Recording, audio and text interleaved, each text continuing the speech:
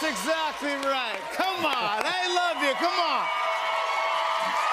Welcome back, Rock. Welcome back. Hey guys.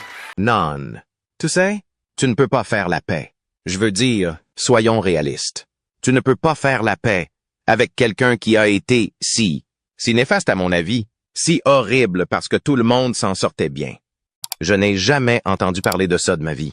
Spielberg n'a pas les droits de dessiner, en d'autres termes. Le studio en est propriétaire. Comment il a réussi à faire ça? Je ne sais pas.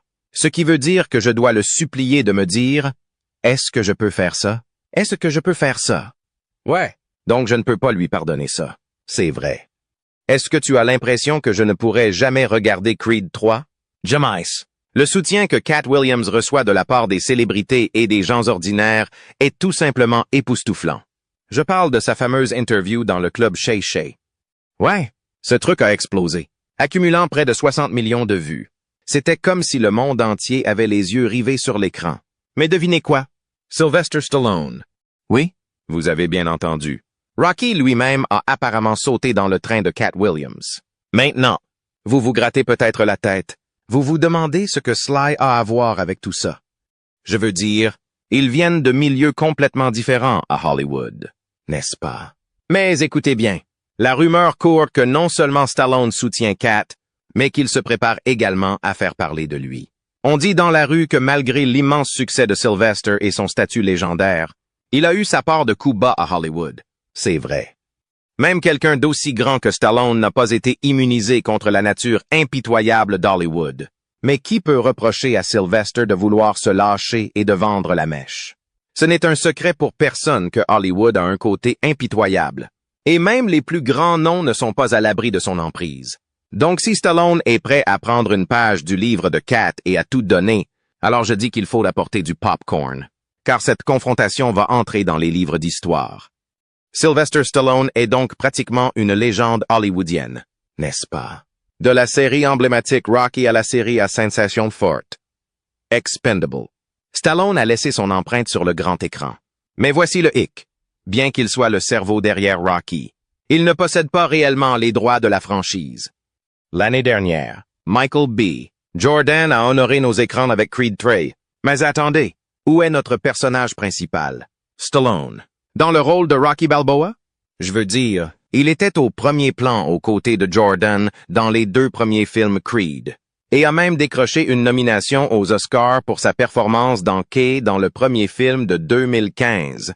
Mais dans Creed 3, null part.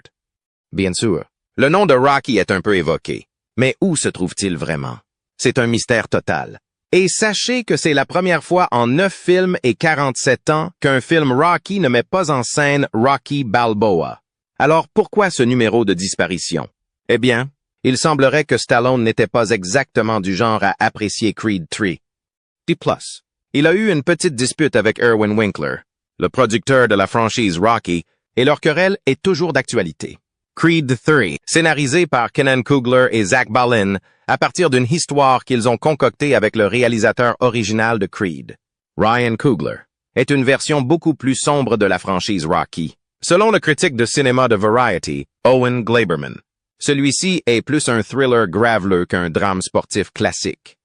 C'est là que les choses deviennent intéressantes. Stallone, l'homme derrière Rocky lui-même, avait quelques idées sur la direction qu'ils allaient prendre avec Creed 3. Il n'était pas vraiment ravi de toute cette situation de ton plus sombre. Il a confié à Theacher qu'il était plutôt sentimental, préférant que ses héros se fassent tabasser, mais ne s'aventurent pas dans cet espace sombre et profond. Il s'agit de garder les choses un peu plus légères. Vous savez, il a dit, c'est une situation regrettable parce que je sais ce que ça aurait pu être. Elle a pris une direction qui est assez différente de celle que j'aurais prise. C'est une philosophie différente. Celle d'Irwin Winkler et de Michael B. Jordan. Je leur souhaite bonne chance, mais je suis beaucoup plus sentimental. J'aime que mes héros se fassent tabasser, mais je ne veux pas qu'ils s'enfoncent dans ce monde sombre. Je pense que les gens ont assez de noirceur. Mais bon, il n'y a pas que Stallone sur le ring. Michael B. Jordan, qui a joué Adonis Creed, avait sa propre vision du film. Il voulait se concentrer uniquement sur Adonis, sans le filet de sécurité de Rocky à ses côtés. C'est logique. Non? Le premier Creed était entièrement consacré à leur duo dynamique, tandis que Creed 2 voyait Adonis tracer sa propre voie. Donc, pour Jordan, c'était une progression naturelle de laisser Adonis briller en solo dans Creed 3. Tout d'abord, l'ADN de Sly et Rocky est présent dans toute la franchise, a déclaré Jordan à Hot 97 avant la sortie du troisième film. Vous ne pouvez pas avoir ces films sans cela. Cet esprit d'outsider, je pense, relie l'outsider qui est en chacun de nous. Je veux qu'Adonis puisse se tenir debout sur ses deux pieds. Pour ce faire, nous avons dû remonter dans le passé. Quelles ont été ces années de transformation, ces traumatismes d'enfance qui ont façonné Adonis aujourd'hui? Je pense que l'histoire avait vraiment pour but de montrer à Adonis Creed comment aller de l'avant avec sa famille et comment il va de l'avant. C'est ainsi que nous avons développé l'histoire pour celui-ci. Le conflit entre Stallone et Winkler est une raison encore plus importante de son absence dans Creed 3, si importante qu'elle pourrait signifier que Stallone ne jouera plus jamais Rocky. Ces deux-là sont en désaccord depuis des lustres sur la question de savoir à qui appartiennent les droits de la franchise Rocky. Vous y croyez? Stallone a cédé ses droits à l'époque où il n'était qu'un acteur en difficulté, sans se rendre compte de la mine d'or qu'il avait entre les mains. Avance rapide jusqu'en novembre dernier. Et Stallone en parle à Jessica Shaw de SiriusXM. Il raconte à quel point la rupture avec la franchise Rocky pour Creed 3 a été une véritable montagne russe émotionnelle. Selon lui, on ne peut pas faire la paix avec quelqu'un qui a été aussi louche que Winkler. Du moins dans le livre de Stallone. On ne peut pas faire la paix. Soyons réalistes. On ne peut pas faire la paix avec quelqu'un qui a été si néfaste. Et sachez que Stallone n'hésite pas à exprimer ses griefs. En 2019, il a tout dévoilé dans une interview avec Variety. Malgré les bénéfices qu'il a tirés du premier Rocky et les bonnes affaires qu'il a décrochées sur les suites, Stallone ne détient pas les clés de ses personnages adorés. Je n'ai aucune propriété sur Rocky, avait déclaré Stallone à Variety à l'époque. Chaque mot, chaque syllabe, chaque erreur grammaticale était entièrement de ma faute. C'était choquant que cela ne se produise jamais. Mais on m'a dit, « Hein, tu as été payé, alors de quoi te plains-tu? » J'étais furieux. Le conflit entre Stallone et Winkler au sujet des droits de Rocky a été relancé en 2022. Stallone a jeté une ombre majeure dans un post maintenant supprimé sur Instagram, en publiant une photo de Winkler en serpent avec une langue faite de couteau. Un portrait très flatteur du grand producteur de Rocky Creed, Irwin Winkler, par l'un des plus grands du pays. Stallone a écrit dans la légende. Après qu'Irwin a contrôlé Rocky pendant plus de 47 ans et maintenant Creed, j'aimerais vraiment récupérer au moins un peu de ce qui reste de mes droits avant de les transmettre uniquement à vos enfants. Je pense que ce serait un geste juste de la part de ce monsieur de 93 ans.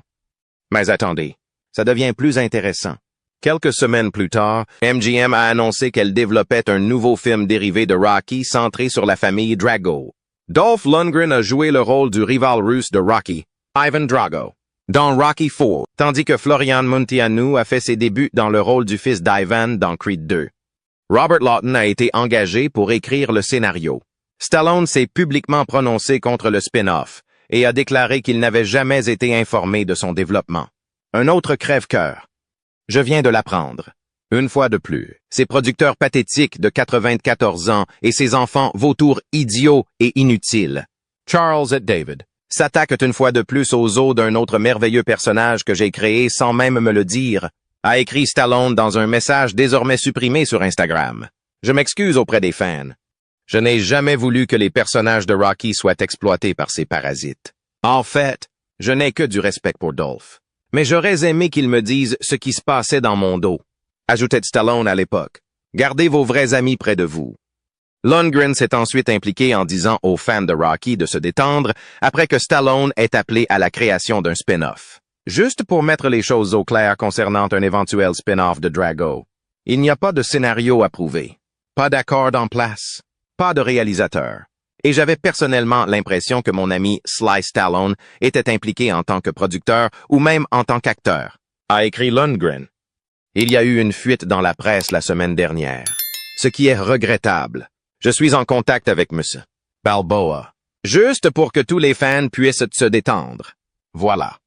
Stallone et Lundgren se sont peut-être embrassés et réconciliés, mais le conflit entre Stallone et Winkler, toujours d'actualité. Tant que Winkler détient les clés du royaume de Rocky, il semble que le personnage adoré de Stallone pourrait être coincé dans les limbes cinématographiques. Mais bon, Stallone n'est pas étranger à la dénonciation des injustices hollywoodiennes. Vous vous souvenez de la fois où il a dénoncé la discrimination dont son ami Carl Weathers a été victime avant son décès? C'est comme si Stallone était toujours prêt à se battre pour ce qui est juste. À l'écran comme en dehors. Il y a quelques jours, Sylvester Stallone a rendu un hommage déchirant à Carl Weathers, son cher ami et collaborateur, décédé tragiquement. Stallone, visiblement bouleversé, s'est tenu devant un tableau capturant une scène mémorable entre les deux hommes, déversant ses émotions en hommage à Weathers. Dans un moment d'émotion, Stallone a déclaré « Aujourd'hui est un jour incroyablement triste pour moi.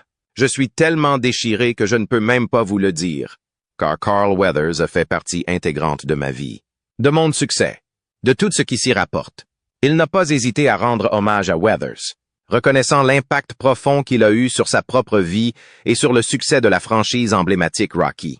En repensant à la première fois où il a vu Weathers, Stallone s'est souvenu, je lui accorde un crédit incroyable. Quand il est entré dans cette pièce et que je l'ai vu pour la première fois, j'ai vu de la grandeur, mais je n'avais pas réalisé à quel point c'était grand.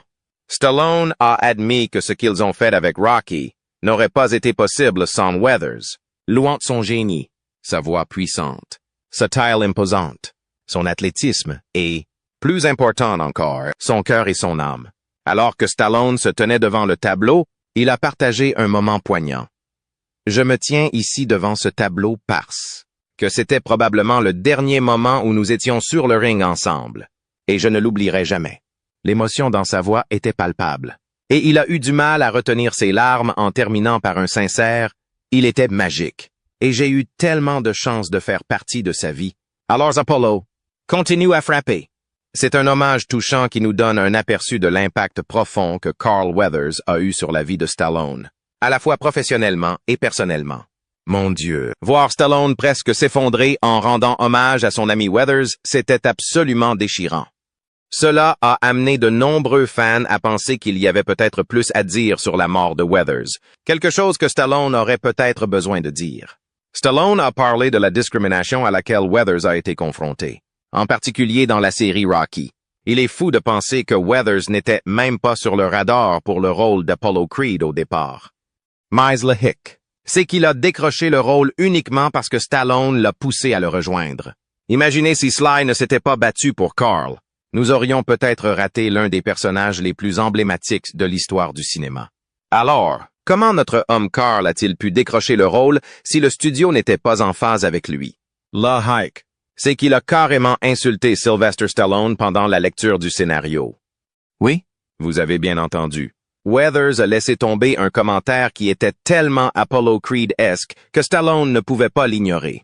Dans une interview avec The Hollywood Reporter, Stallone a lâché le morceau en disant « La remarque de Weathers semblait si authentique pour le personnage qu'il a dû le choisir. » Carl a lâché le morceau dans une interview avec The Rich Eisen Show en disant « Nous avons lu la scène et à la fin, je n'avais pas l'impression qu'elle avait vraiment marché, que la scène avait marché. Et ils étaient silencieux. Et il y a eu ce moment de gêne que j'ai ressenti quand même. Alors, je me suis dit que je pourrais faire beaucoup mieux si vous me trouviez un vrai acteur avec qui travailler. » Il a carrément dénigré la star du film, Sylvester Stallone, sans même s'en rendre compte. Maintenant, c'est là que ça devient fou.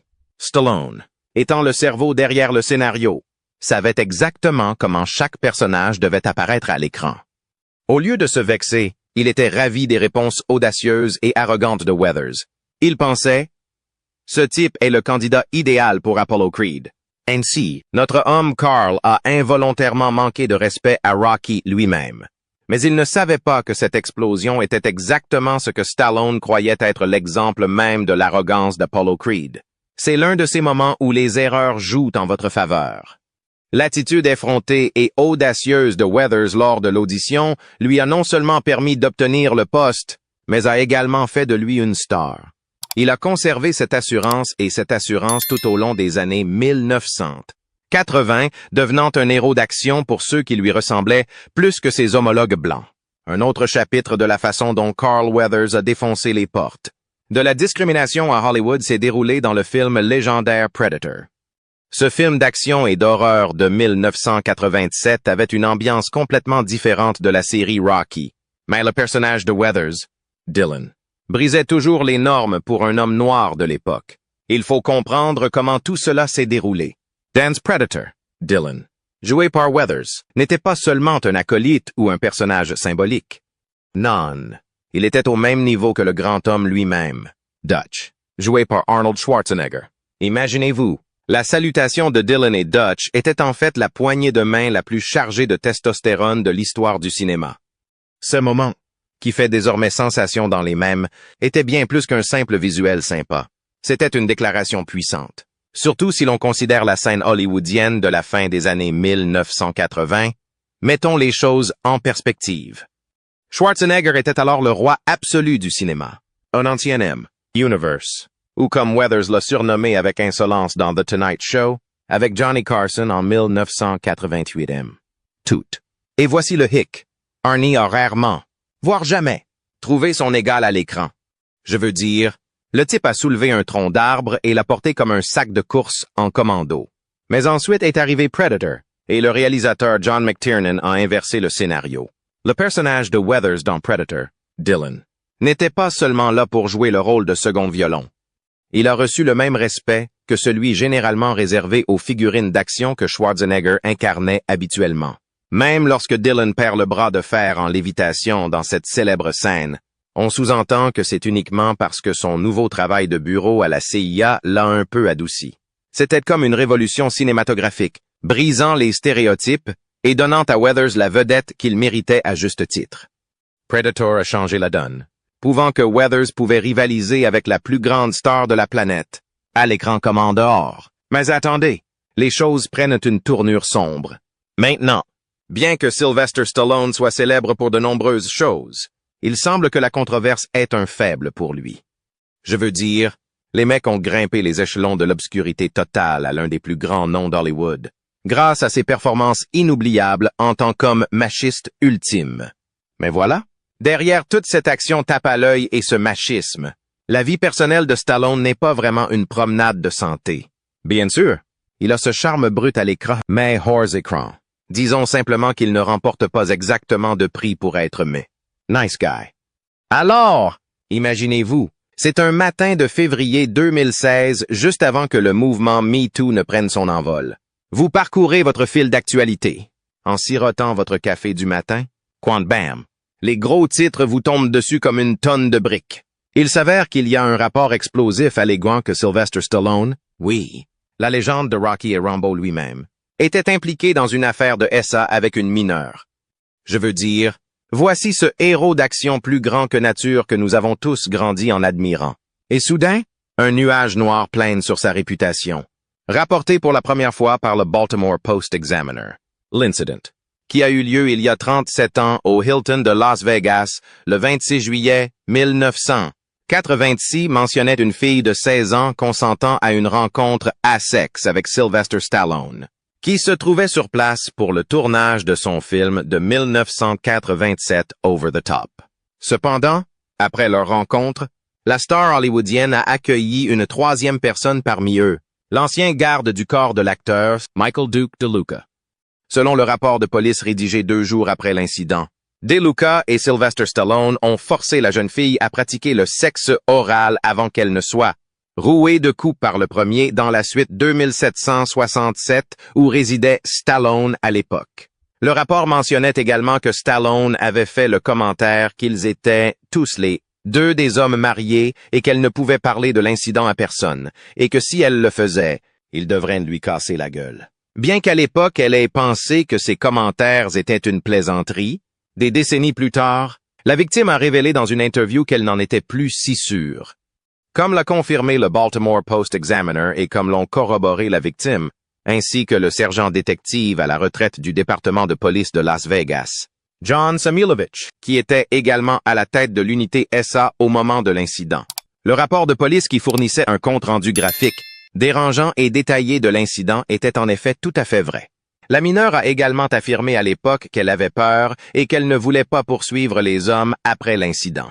La victime s'est manifestée 30 ans plus tard et a révélé au Baltimore Post Examiner qu'elle voulait que Stallone soit tenu responsable de ses actes. Stallone devrait avoir honte de lui-même. Ce qu'il m'a fait a affecté ma vie et m'a détruit. Je n'oublierai jamais le sourire narquois que Mike DeLuca avait sur son visage alors qu'il me regardait alors que je quittais la pièce. Elle a indiqué que si l'incident sexuel n'avait eu lieu qu'avec Stallone, elle n'aurait pas donné suite à cette affaire. Mais comme Mike, le garde du corps, a été impliqué dans l'incident sexuel, elle ne savait pas ce qu'elle voulait faire. Selon le rapport de police, elle s'est sentie très mal à l'aise face à la situation. Elle a déclaré qu'elle ne voulait avoir aucun contact sexuel avec le garde du corps, mais qu'elle sentait qu'elle n'avait pas le choix. Elle affirme qu'il n'y a pas eu de recours à la force physique, mais qu'elle s'est sentie intimidée. Les représentants et la porte-parole de Stallone ont désormais nié avec véhémence toutes les allégations après la publication du rapport accablant du Baltimore Post-Examiner. C'est une histoire ridicule et catégoriquement fausse, a déclaré Michelle Bega, porte-parole de Stallone, 71 ans, dans une déclaration à E.T., ajoutant que Stallone a déclaré que cela n'avait jamais eu lieu. Personne n'était au courant de cette histoire avant qu'elle ne soit publiée aujourd'hui, y compris M. Stallone. À aucun moment, M. Stallone n'a été contacté par les autorités ou par quiconque à ce sujet. Selon le rapport de police, l'adolescente n'a pas voulu porter plainte contre Stallone et DeLuca, bien qu'elle ait dit à la police qu'elle était effrayée et humiliée. Le Daily Mail rapporte qu'elle a ensuite signé un formulaire de non-poursuite et que l'affaire a été abandonnée. L'acteur avait déjà été accusé de faits similaires par sa demi-sœur décédée, qu'il avait menacée de poursuites judiciaires en 1987. Les accusations ont été réglées à l'amiable. DeLuca, l'autre accusé dans le rapport de police de 1986, a ensuite été mis en examen lors d'une fusillade policière à Port-Hueneme en 2013. Mais ce n'est pas tout. La marque All-American Workhorse de Stallone continue d'être entachée par une série d'allégations de SA, que Stallone a toutes niées. En 2018, le bureau du procureur du comté de Los Angeles a déclaré qu'il n'y avait pas suffisamment de preuves pour poursuivre la star, pour des allégations selon lesquelles il aurait épousé une femme en 1987 et 1990. La question a été soulevée en 2017 et selon NBC, elle était hors délai de prescription. Puis, en 2007, l'acteur a plaidé coupable d'avoir importé illégalement 48 flacons d'hormones de croissance humaine interdites en Australie. Selon Reuters, Stallone a déclaré qu'il prenait des hormones sous la supervision d'un médecin pour un problème de santé. Il a ajouté qu'il n'était pas au courant des règles douanières et qu'il n'avait pas l'intention d'enfreindre la loi. On a également longtemps commenté l'utilisation élégante de stéroïdes par Stallone. Mais lorsque son ex-petite amie Janice Dickinson a affirmé l'avoir vu prendre du jus, il a nié. Avant de devenir célèbre grâce au film emblématique Rocky, Stallone n'était qu'un acteur parmi tant d'autres qui essayaient de percer. En 1970, alors qu'il avait 24 ans. Selon la publication, Stallone a déclaré qu'il vivait dans une gare routière à l'époque et que c'était soit de faire ce film, soit voler quelqu'un parce que j'étais au bout du rouleau. Le film a ensuite été réédité sous le titre The Italian Stallion dans le but de capitaliser sur la renommée de Stallone. Et puis il y a la querelle avec Arnold Schwarzenegger. Ils étaient opposés l'un à l'autre en tant que rivaux majeurs au sommet de leur carrière. Il n'est donc pas surprenant qu'il y ait eu des mauvaises vibrations entre Arnold et Stallone à un moment donné. Selon CNN, Schwarzenegger, qui a également sorti un documentaire sur Netflix plus tôt cette année, a confirmé cette information en déclarant « C'est devenu incontrôlable.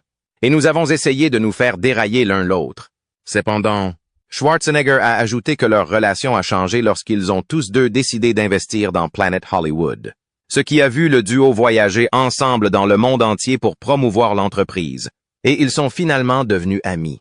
Ainsi, l'histoire de Stallone montre simplement que les célébrités ne sont pas à l'abri des drames. C'est comme s'ils étaient juste des gens ordinaires qui font face à leur propre lot de désordre, mais sous les yeux du monde entier. Mais malgré tout cela, Stallone a toujours une base de fans massive. Il est le champion du peuple, de bout en bout. Mais que pensez-vous de toute cette situation? Donnez-nous votre avis dans les commentaires ci-dessous et nous vous retrouverons dans la prochaine vidéo.